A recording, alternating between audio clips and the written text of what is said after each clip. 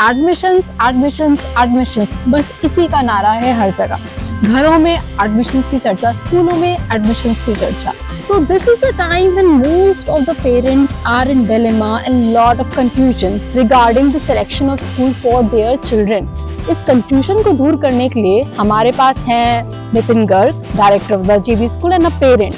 आज नितिन गर्ग हमें टिप्स देंगे कि कैसे एक पेरेंट अपने बच्चे के लिए स्कूल सेलेक्ट करे। One of the most important criteria which defines a school: who is running, why is he running the school, what is the motive behind the school.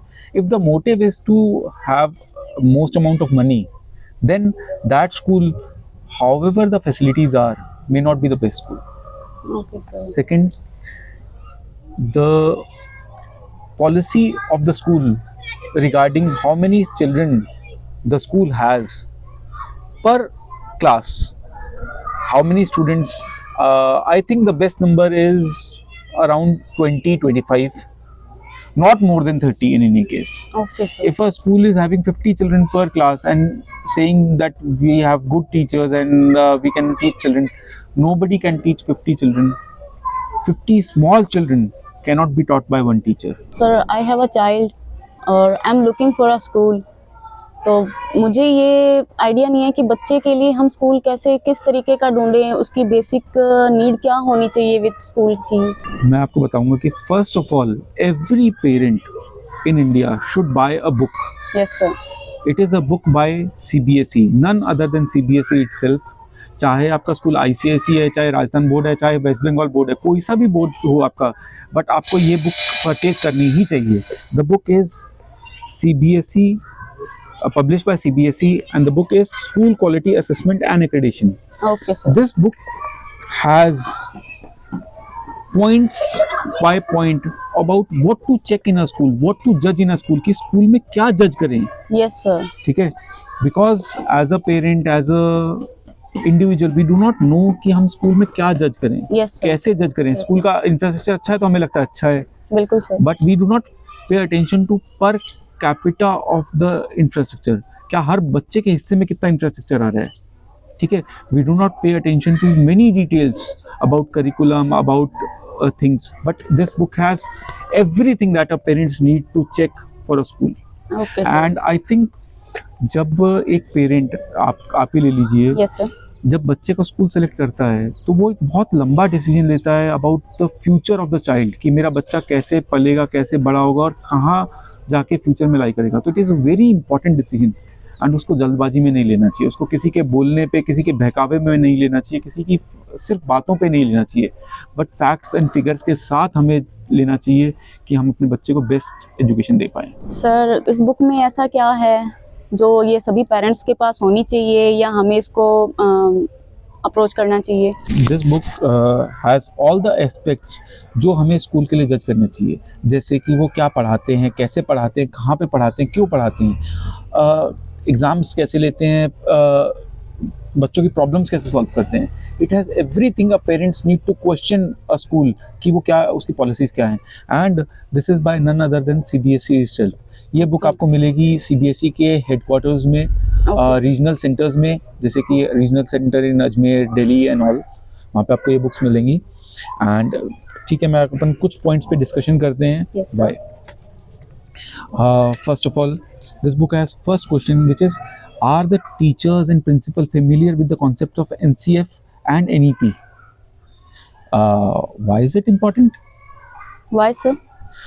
It is important because the education policies that our government has set is for the best development of children, is for the best development of our future of India, but most schools do not follow them, or follow them in only the writing but not in the essence. But if you follow those policies, the children will be the best. Okay. There's a question about how many number of teaching hours and teaching days does a school have, and the book specifies that the school should work for more than 220 days a year for the best. So you should ask, how many days did the school run last year? If a school runs only 100 or 150 or 180 days, then it is bad for a school, right? Next, the question says student teacher ratio. Yes, That is a sir. magical number. And what do you think the student teacher ratio should be? I'll tell you, the book says that one teacher can only teach maximum 25 to 30 children. अगर आज कोई ये बोलता है कि हमारे school में 50 बच्चे हैं एक सेक्शन में और हम अच्छे से पढ़ाते हैं, तो वो ट्रू नहीं है. लेकिन आमतौर तो सर यही होता है स्कूलों में, हमने देखा है, हमने स्कूल्स देखे हैं, क्लासेस भी देखी हैं, एक्सप्लोर किया है, तो एक क्लास में मैक्सिमम 40-50.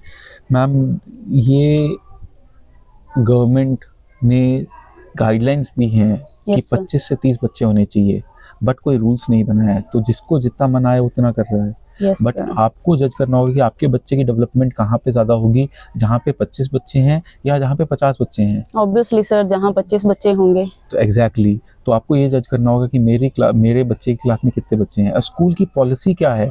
आप आज स्कूल बदल तो नहीं सकते, अगर आज वो स्कूल में 25 से 50 बच्चे हो गए तो नहीं बदल सकते. तो आपको स्कूल की पॉलिसी चेक करनी होगी कि क्या स्कूल की पॉलिसी है कि मैं इससे ज़्यादा बच्चे नहीं करूँगा हर सेक्शन में.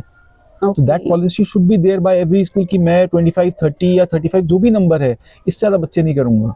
Okay sir. अगर कोई स्कूल ये बोलता है कि जितने आएंगे हम रखते जाएंगे, तो फिर आप समझ सकते हैं वो कैसा स्कूल है. Yes sir. ठीक है. And also this book says approach to learning. बच्चों की सिखाने की अप्रोच क्या है.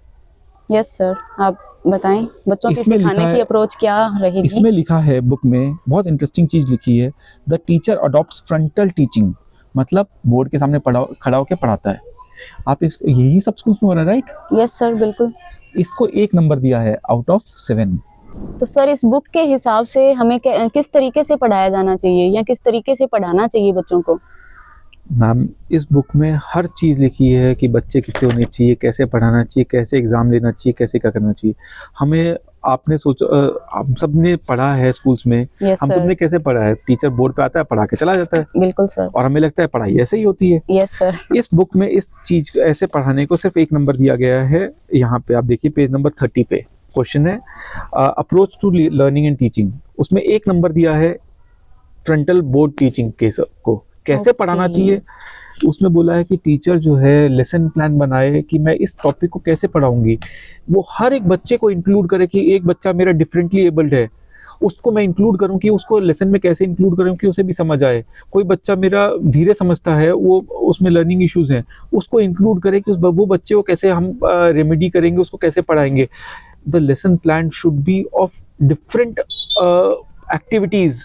शुड इंक्लूड कि इस चैप्टर को शायद हम एक्चुअल में करके देख सकते हैं, इसके लिए हम ये प्ले कर सकते हैं, इसके लिए हम ऐसे पढ़ा सकते हैं. अगर आपने देखा होगा हमारे स्कूल में हम जब मैथ्स पढ़ाते तो we use real weights, real different type of measurement techniques, क्योंकि चैप्टर को जो पढ़ाना है किसी भी चैप्टर को, तो it should be based on different methods. और इसमें यही लिखा है, teacher uses multiple mode of teaching learning and recognizes diverse learning styles of each child okay. and is inclusive of all the development that is there. Sir, मेरा एक और सवाल है, शिक्षा में खेल का कितना महत्व है. मैम, इस चीज़ का मैं आपको जवाब देता हूँ. फर्स्ट ऑफ ऑल, हम सबको लगता है, हर पेरेंट को लगता है कि हमारे ज़माने में तो कुछ नहीं था, हमारे ज़माने में तो कुछ नहीं था, अब कितना कुछ हो गया, बच्चों को कितनी अच्छी शिक्षा मिल रही है. हमारे ज़माने में तो 2-4 हज़ार फीस होती थी, हम पढ़ लिख लिए, आज इतनी फीस हम दे रहे हैं. Yes sir. बिल्कुल दे रहे हैं, बिल्कुल सब चीज़ें वो हो गई है, लेकिन ज़्यादातर चीज़ें ख़राब हुई हैं, अच्छी नहीं हुई हैं बच्चों के पॉइंट ऑफ व्यू से. पहले बच्चे गलियों में खेल सकते थे, मेलों में जाते थे, खेलते थे. आज के बच्चे गलियों में खेल ही नहीं सकते. आज sir. के बच्चे खेलने के लिए जगह ही नहीं बची है. बिल्कुल सर. आज के बच्चे सुबह स्कूल जाते हैं, फिर ट्यूशन्स जाते हैं, उनके पास वक्त ही नहीं है कि वो खेल सकें. ये शिक्षा तो कभी किसी ने सोचा ही नहीं कि ऐसी शिक्षा होनी चाहिए. I think the education standard of India has fallen rather than rising. और इसको हम कैसे बचा सकते हैं. पहली बात तो हम सब शपथ ले कि हम अपने बच्चों को ट्यूशन्स नहीं भेजेंगे. हम ऐसा स्कूल चूज करेंगे जो ट्यूशन्स को डिस्करेज करता है, जो बच्चों को बोलता है कि ट्यूशन्स मत भेजो, अगर कोई कमी है तो हम पूरी करेंगे.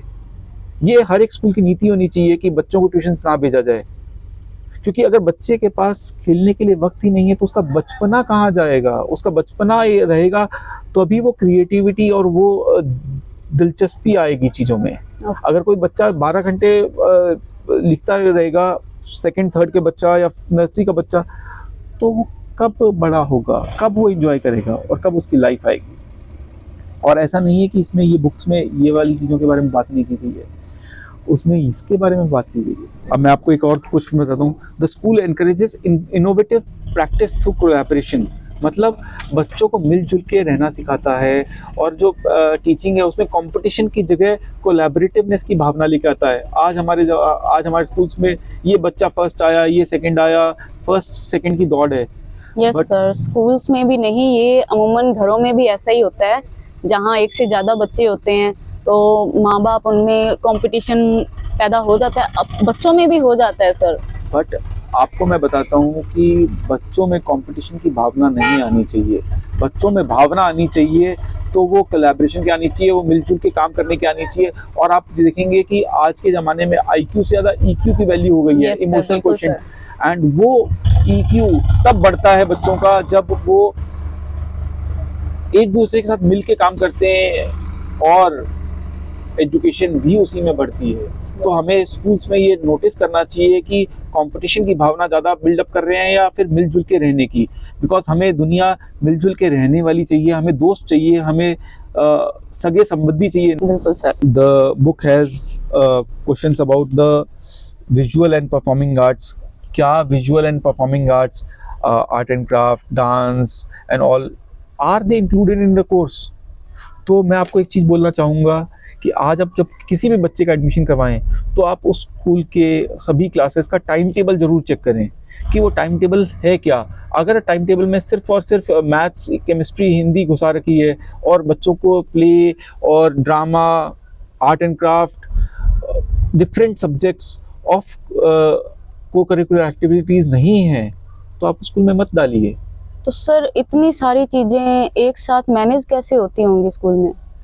मैम, हमारे स्कूल में we teach 13 to 14 subjects a year, yes sir. And we have semester system. Government ने NEP में बोला है कि सेमेस्टर सिस्टम लेके आओ। सेमेस्टर सिस्टम का सिर्फ मतलब ये नहीं कि बुक्स 2 हिस्सों में बट जाए, बट उसका मतलब है कि use 2 semesters to teach 2 different things. We have sports all through the year, but we have different subjects जो 6 मंथ चलते हैं। जैसे डांस कैन बी वन, जो पहले 6 मंथ चलता है, and then music is in the second 6 months. Okay. तो आपको ये चेक करना होगा कि स्कूल जो है वो सिर्फ बच्चे को रट्टू तोता बना रहा है या उसको ओवरऑल इंडिविजुअल बना रहा है, who is capable of dancing, who is capable of visual art, and अगर उसका इंटरेस्ट किसी भी विजुअल आर्ट्स में है तो उसे बढ़ावा दे रहा है। Okay sir, that is great. तो आपको ये ज़रूर चेक करना होगा कि बच्चे के टाइम टेबल में क्या है। इसमें क्वेश्चंस है कि क्या स्कूल वेंटिलेटेड इनफ है, क्या स्कूल में लाइटनिंग, नेचुरल लाइटनिंग इनफ है, या फिर बस एक कंजेस्टेड से रूम में बैठा रहे हैं बच्चों को।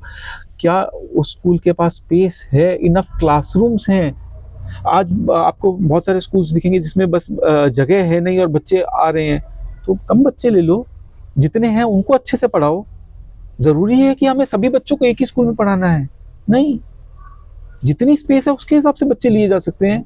Yes sir. एंड बच्चों को, अगर आप एक बात देखिए, अगर बच्चे के पास स्पेस ही नहीं है तो वो कंसंट्रेट कैसे करेगा। आप एक क्रैम्प्ड बस में, अगर आप एक बस में जाते हैं जहाँ पे 20 सीट्स हैं और 50 लोग हैं, क्या आप उस बस में ट्रैवल करना पसंद करते हैं? No sir. तो एक बच्चा जो 12-16 साल एक स्कूल में जाता है, क्या वो ऐसे स्कूल में जाना चाहिए जहाँ पे वो उसके पास बैठने के लिए सही जगह ही ना हो? No sir. तो हमें ये जरूर देखना होगा कि क्या स्कूल में इनफ स्पेस, इनफ जगह है कि बच्चा एक कंफर्टेबल एनवायरनमेंट में रह सके। और जो चीज़ हमें नोटिस करनी होगी, दैट इज कि स्कूल किसका है, उसका मोटिव क्या है, वो क्यों बना रहा है और कैसे चला रहा है। क्या वो स्कूल सिर्फ पैसे के लिए चल रहा है तो उस स्कूल में कोई मतलब नहीं है। दूसरी चीज, मोस्टली सर आजकल ऐसा ही हो रहा है, स्कूल्स में सिर्फ ये शिक्षा जो है बिजनेस बन के रह गया है, शिक्षा मैम, नहीं मैं आपको रही है। एक बात बताता हूँ। हमारे कॉन्स्टिट्यूशन, हमारे गवर्नमेंट की बहुत ब्यूटीफुल चीज़ है। हर एक स्कूल एक NGO में आता है। हर एक स्कूल स्पेसिफाई करता है कि ये एक नॉन गवर्नमेंटल ऑर्गेनाइजेशन है और ये नॉट फॉर प्रॉफिट है। कोई भी स्कूल इंडिया में फॉर प्रॉफिट नहीं चल सकता। किसी भी स्कूल में इंक्लूडिंग माइन डायरेक्टर जो हैं वो सैलरी विड्रॉ ही नहीं कर सकते, let alone profiteering from that. तो there are rules and regulations and motives to define कि स्कूल कैसे चलना चाहिए। सर एक महत्वपूर्ण बात मैं पूछना चाहूँगी कि क्या इस बुक में टीचर्स के लिए भी कुछ गाइडलाइन दी हुई हैं कि टीचर्स कैसे बच्चों को पढ़ाए, उनके लिए क्या कुछ है? मैम आपने पॉइंट लेके आए, काफ़ी अच्छा था। हर स्कूल में सबसे इम्पॉर्टेंट चीज़ उसका इंफ्रास्ट्रक्चर नहीं, उसके टीचर्स हैं, बिकॉज टीचर्स बच्चों को पढ़ाते हैं ओके। एंड टीचर्स को पावर देनी चाहिए। टीचर्स को power not to beat children but to guide children, but to educate children. अब वो कैसे दी जाती है वो मैं आपको बताता हूँ। वो ऐसे दी जाती है, first of all to create the respect of teacher. अगर आप देखेंगे हमारी हिस्ट्री में गुरु को सबसे ज़्यादा इज्जत दी गई है, बिल्कुल सर, और उसे दर्जा भगवान के बराबर दिया गया है। बट आज के स्कूल्स में अगर आप जाके देखोगे तो सिर्फ डांटना बच्चों को अलाउड नहीं है, टीचर्स को अलाउड है। या अगर गाँव में जाओगे तो आप बच्चों को मारा जा रहा है आज भी। क्या वो सही है? नो नहीं। सर। अगर आप देखोगे बड़े स्कूल्स में टीचर्स को ड्रेस लगा दी, टीचर्स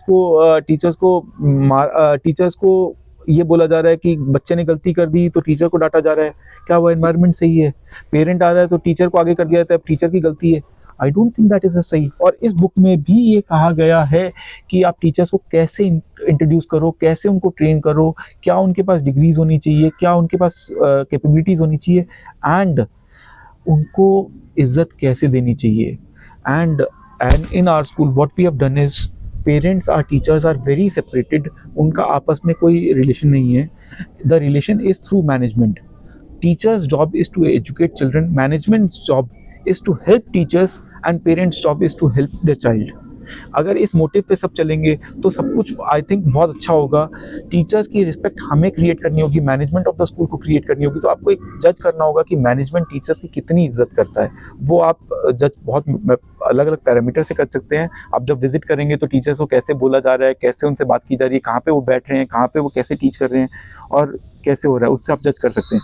बट प्लीज़ जज, अगर किसी स्कूल में टीचर की रिस्पेक्ट नहीं है तो आई डोंट थिंक उसमें आपको बच्चा कुछ सीखेगा, क्योंकि बच्चा टीचर से सीखेगा, और टीचर की रिस्पेक्ट नहीं है तो बच्चा कुछ नहीं सीखेगा। जो नॉर्मल नॉर्म्स में और हम सब के बिलीफ में है, दैट इज़ एग्ज़ाम्स कैसे होते हैं। हर एक first of all pre school में कोई एग्ज़ाम नहीं होना चाहिए। आपको बात अगर सर एग्जाम नहीं होंगे तो बच्चे नेक्स्ट क्लास में कैसे जाएंगे? Ma'am government, NCERT and government has said again and again कि प्री स्कूल में कोई एग्जाम्स नहीं होने चाहिए। प्री स्कूल्स में एग्जाम होना आर हार्मफुल फॉर चाइल्ड। उससे नुकसान होता है बच्चे का। किस तरीके का नुकसान? मैम उनका इमोशनल डेवलपमेंट रुक जाता है। First of all a child who is failing has a life long stigma against him कि मैं वीक हूँ और मैं आगे नहीं बढ़ पाऊंगा। Second, a child who is first और second in these exams has a heroism in him कि मैं फर्स्ट आया, और वो पढ़ना ही छोड़ देता है क्योंकि मैं तो फर्स्ट ही आता हूँ। तो सभी बच्चों का इससे नुकसान होता है। और जो मैंने पहले भी कहा, कोलैबोरेटिवनेस चली जाती है, कंपटीशन आ जाता है, जिससे बच्चों का सिर्फ नुकसान होता है। और गवर्नमेंट ने बार बार कहा है कि बच्चों का प्री स्कूल में कोई एग्ज़ाम नहीं होना चाहिए। और इस बात का बिल्कुल ध्यान रखें कि जिस स्कूल में आप डाल रहे हैं अपने बच्चे को, उसमें प्री स्कूल में या फर्स्ट और सेकंड में, जो कि एनईपी के तहत प्री स्कूल में आ गया है, उसमें कोई एग्ज़ाम्स ना हो बच्चों के, क्योंकि एग्ज़ाम्स उनके लिए नुकसानदायक है। हो जाने से काम नहीं होता। सेकंड, जब एग्ज़ाम्स हों तब वो एग्ज़ाम्स इसलिए ना हो कि नंबर देने और बच्चे को पास करना है। एग्ज़ाम्स इसलिए हों, इस तरीके से हों, डिफरेंट टाइप से हों। वो एक्सपेरिमेंट्स देके हों, रिसर्च हो, अलग अलग तरीके से एग्ज़ाम्स हों। कुछ ओरल हो, कुछ रिसर्च बेस्ड हो, कुछ शायद प्रोजेक्ट बेस्ड हों, और कुछ अलग तरीके के हों, जिससे बच्चे को चेक किया जा सके कि बच्चा कहाँ पे वीक है और कैसे सही किया जाए। एग्ज़ाम साल के एंड में नहीं होने चाहिए कि बच्चे को अगले क्लास में जाना देना चाहिए या नहीं, बट एग्ज़ाम्स इसलिए होने चाहिए बार बार कि बच्चा कहीं पे वीक तो नहीं है, और अगर वीक है तो उसे आज ही सही कर दे, रादर देन एक साल बाद चेक करें कि अभी फेल हो जाए। तो एग्ज़ाम्स का ये नज़रिया है और ये इस बुक में दिया गया है। If a teacher conducts only pen paper test तो उसे 1 नंबर दिया है out of 7, but if a teacher conducts formative assessment for the purpose of diagnosis and remediation leading to improvement in learners, तब उसे फुल 7 नंबर्स दिए हैं। तो this is what we are talking about. इसमें बोला है the exam should be oral, research oriented and practical, and this is not just about 10th का board exam की प्रैक्टिकल होने चाहिए। They are to be included in every class from second from third, जहाँ पे भी exams हों वो practicals भी होने चाहिए, रिसर्च ओरिएंटेड भी होने चाहिए, हर टाइप के एग्जाम्स होने चाहिए और वो हमेशा चलते रहने चाहिए to help the child overcome this fear of exams. बहुत कुछ आपने अच्छी चीज़ें बताई हैं जिसका मुझे ही नहीं बल्कि सभी पेरेंट्स को ध्यान रखना चाहिए कि जब भी हम अपने बच्चे के लिए किसी स्कूलिंग को देख रहे हैं या किसी ऐसी जगह को देख रहे हैं जहां हमारा बच्चा ग्रो करे, तो हमें बेसिकली इन चीज़ों का ध्यान रखना चाहिए। कुछ बातों का जो ध्यान रखना चाहिए, दैट इज़ फर्स्ट उस स्कूल का infrastructure, second ideology of the school, third student to teacher ratio, fourth exams and collaborativeness. इन 4 बातों का हर पेरेंट को ध्यान रखना चाहिए और हर एक स्कूल को जब जाएं तो क्वेश्चंस पूछें और ये 4 बातें ज़्यादा से ज़्यादा जानने की कोशिश करें। जब आप स्कूल चूज़ करते हैं तो आप लाइफ में एक बार कर रहे हैं, आप नहीं चाहते कि बार बार बदलना पड़े, आप नहीं चाहते कि आपके बच्चा वीक रह जाए, आप चाहते हैं जो आप अपने बच्चे को दे सकते हैं वो बेस्ट दें। जैसे कि आज हम लोगों ने जाना कि इतनी सारी चीज़ें हैं जो एक पेरेंट जिसकी हेल्प से एक बच्चे के लिए एक अच्छा स्कूल सिलेक्ट कर सकता है, बट इन सब चीज़ों के बावजूद भी हमें ये हमेशा ध्यान रखना चाहिए कि अगर हमारा बच्चा खुश होकर स्कूल जाता है और आते ही वो एक स्माइल देता है तो इसका मतलब आपने अपने बच्चे को सही स्कूल में लगाया है।